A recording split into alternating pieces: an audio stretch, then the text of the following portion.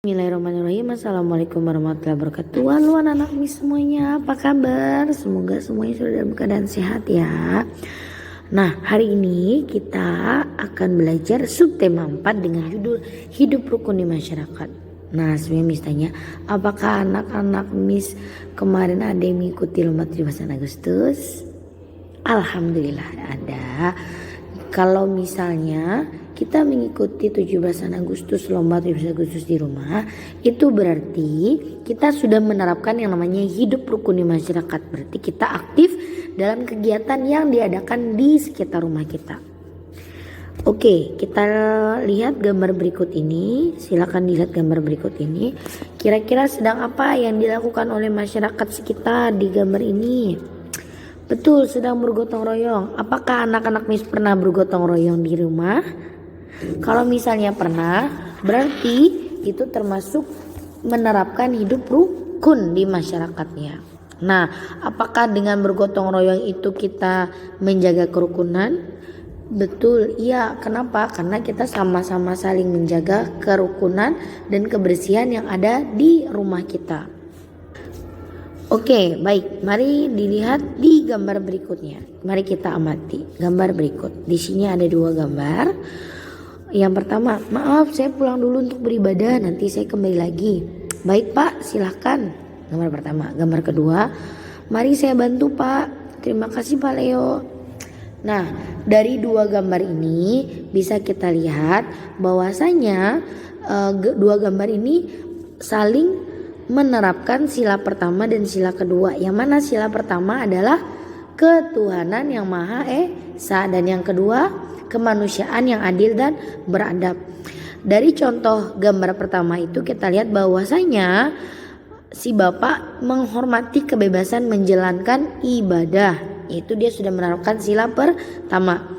Dan dari gambar yang kedua yang mana kemanusiaan yang adil dan beradab adalah menerapkan bahwasanya contohnya itu memberi pertolongan kepada warga, karena ketika itu bapaknya sedang sendirian, akhirnya bapak Leo menawarkan bantuan kepada bapak yang satunya.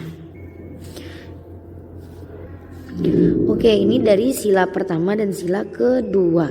Mari kita lihat di gambar selanjutnya, yaitu bagaimanakah contoh penerapan sila ketiga di lingkungan kita. Yang pertama yaitu bekerja sama tanpa membedakan suku. Jadi walaupun tadi sukunya ada orang Jawa, ada orang Sumatera atau mungkin orang Papua misalnya, nah itu kita saling bekerja sama tanpa membedakan suku. Nah itu juga pengamalan sila ketiga yang mana persatuan Indonesia. Dan yang gambar yang kedua yaitu menghormati adat istiadat suku lain, karena tadi di rumah kita itu pasti dia beraneka macam orangnya. Ada tadi orang Jawa, orang Sunda, atau mungkin tadi orang Palembang atau orang mana. Nah itu pasti mempunyai adat istiadat yang lain, tapi kita saling menghormati. Dan gambar yang ketiga adalah bermain bersama teman tanpa membedakan suku. Itu juga termasuk mengamalkan sila ketiga. Oke, misalkan bacakan sebuah bacaan, silakan dibuka bukunya halaman 108, yaitu tentang kerbau dan burung jalak. Silakan diperhatikan baik-baik. Pagi itu, kerbau mencari makan di padang rumput. Tiba-tiba burung jalak hinggap di punggungnya. "Hai burung jalak, mengapa kau hinggap di punggungku?" tanya kerbau. "Aku ingin meminta izin untuk memakan kutu di punggungmu," jawab burung jalak. Kerbau menggelengkan kepalanya. "Tidak boleh burung jalak, carilah makan di tempat lain." "Kamu tidak boleh begitu kerbau," kata burung pipit. "Kita harus saling membantu." "Iya benar, nanti tubuhmu gatal-gatal," burung gagak ikut berbicara. "Aku bisa mengusir kutu dengan ekorku," kerbau berkata sambil mengibaskan ekornya. Burung jalak merasa sedih. Ia lalu terbang pergi ke tepi padang rumput. Beberapa jam kemudian, kerbau mulai merasa gatal-gatal. Ia tidak mampu mengusir kutu-kutu hanya dengan ekornya.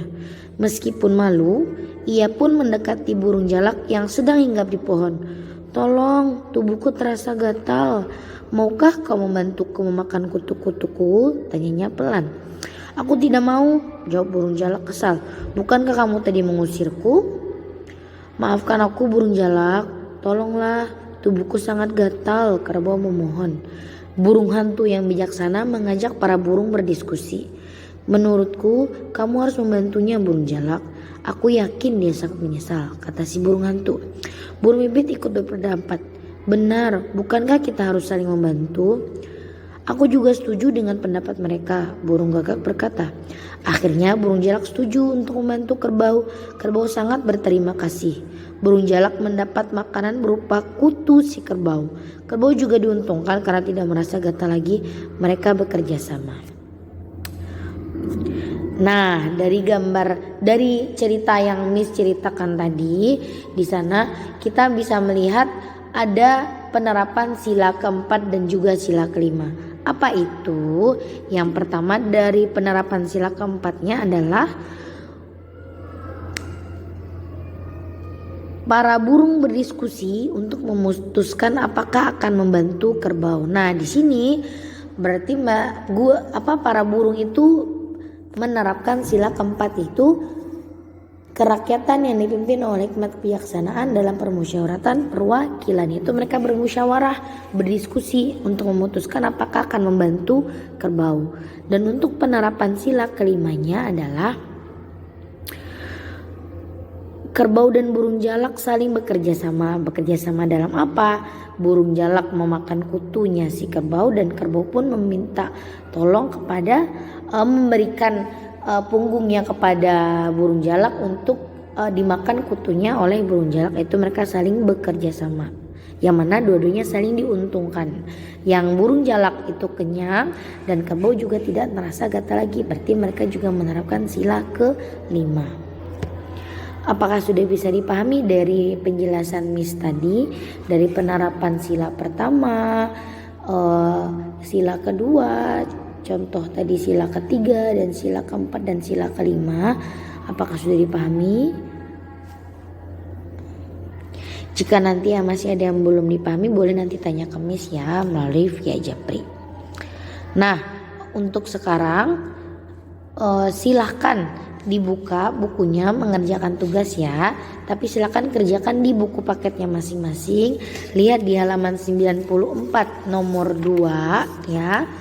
94 nomor 2 itu ada berilah tanda checklist pada sikap pengamalan pertama Pancasila dan tanda X tanda silang pada sikap yang bukan pengamalan sila pertama Pancasila. Di situ ada kotak. Dan kemudian di halaman 107 itu juga di nomor 3 silakan beri tanda centang bagi yang sikapnya sesuai atau tidak sesuai pengamalan sila ketiga Pancasila. Dan yang terakhir silakan dilihat halaman 111 itu yang nomor 2, silakan dicocokkan mana yang termasuk sila keempat dan yang termasuk sila kelima. Nah, dan coba lihat di tadi cerita yang sebelumnya, silakan digarisi mana yang termasuk kalimat penolakan di sana. Oke, silakan digarisi nanti di bukunya masing-masing mana yang termasuk kalimat penolakan. Oke, mungkin cukup di sini yang pelajaran kita hari ini. Jika nanti ada yang ingin ditanyakan boleh via Japri ya. Syukron. Wassalamualaikum warahmatullahi wabarakatuh.